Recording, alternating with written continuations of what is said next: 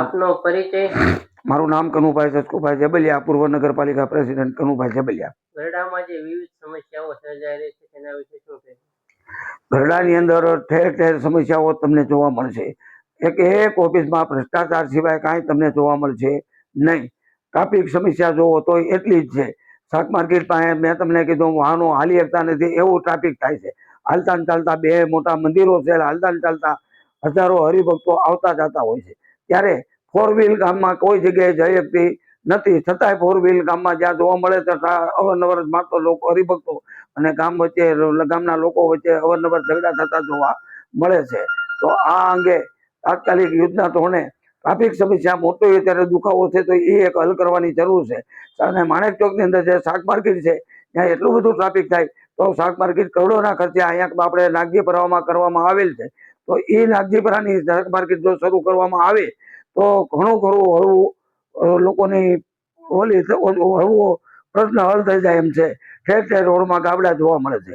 તો તાત્કાલિક યોજના ધોરણે તમામ રોડો તાત્કાલિક કરવાની ખાસ જરૂર છે. ખેલાકાંઠે નદીમાં અત્યારે વારંવાર જોઈ તો ઓલી બૈરાઓને સ્નાન કરતા હોય છે ત્યાં મેં તો સ્નાન કરવાની ખાસ જરૂર છે. ત્યાં વેલે એટલી જામી ગઈ છે, થાંભલાઓ નાખવામાં આવ્યા છે પણ લાઇટો તાત્કાલિક કરવાની જરૂર છે તાત્કાલિક.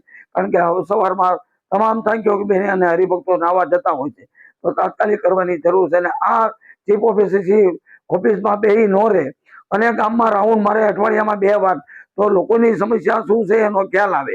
અને મોટા ભાગના કર્મચારીઓ 1-2 કર્મચારી સિવાય મોટા ભાગના કર્મચારીઓ કોઈ પ્રજાજનોને કાઢતા પણ હોતા નથી. અને ચીફ ઓફિસને કોઈ પણ જ્યારે ફોન કરવામાં આવે તો કોઈના ફોન રિસીવ કરતા નથી.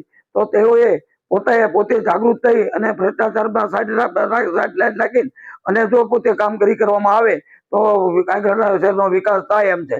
આવેલી ગ્રાન્ટ 8-10 કરોડની હતી એ પણ સરકારે પાછી આપણી નગરપાલિકાના પાછી વહી ગઈ વિકાસના કામો. જે કામો સીસીટીવી કેમેરા ગામમાં જરૂરી છે એ હકીકત છે પણ પેલા પાણીનો પ્રશ્ન હલ કરવાની જરૂર છે, ગંદકી હલ કરવાની જરૂર છે. ઠેકાણે જો અહીંયા ધૂળના ઢગલા, સફાઈનો અભાવો, જ્યાં જો અહીંયા કચરાના ઢગલા, અને જયારે કાંઈક આવો ફંક્શન નાનું મોટું કરવામાં આવે ત્યારે રોડ ઉપર ડીડીટી છાંટવામાં આવે પણ મેઇન રોડ ઉપર લોકોમાં અધિકારીઓને બતાવવા માટે કે ભાઈ મેઇન રોડ ઉપર ડીડીટી છાંટે પણ 50 વિસ્તારોમાં જ્યાં ગંદકી છે, જ્યાં મચ્છરો સ્કૂલના નાની બાળાઓ છોકરાઓ ભણતા હોય છે, જ્યાં બાજુમાં કેવા ઢગલા પડ્યા છે, કેવી ગંદકી છે, ત્યાં સાફ કરી અને ડીડીટી છાંટવામાં આવે એવું પ્રજાજનો ઈચ્છી રહ્યા છે. આ તો અંગ્રેજ શાસન હોય ને એવું થાય છે, કોઈ બોલી શકતું નથી. બરાબર. તો આ ચીફ ઓફિસ છે કોઈની બીક પણ નથી એમ. તો પછી હું તમને કહું કે એની ઉપર કોઈ કહેવા વાળું છે નહીં તો તાત્કાલિક યુદ્ધના ધોરણે એમને બદલી કરીને જવું હોય એવું વાતાવરણ પોતે ઊભું કરતા હોય છે. તો પોતે પાણીના પ્રશ્નો અંગે જો તાત્કાલિક કરવામાં નહીં તો આગામી દિવસોમાં અમે કોઈ કરે કે ન કરે અમે અમારા વિસ્તારના માણસોને સાથે રાખી નગરપાલિકા અમે ચીફ ઓફિસરની સામે અમે મોરચો માંડશું.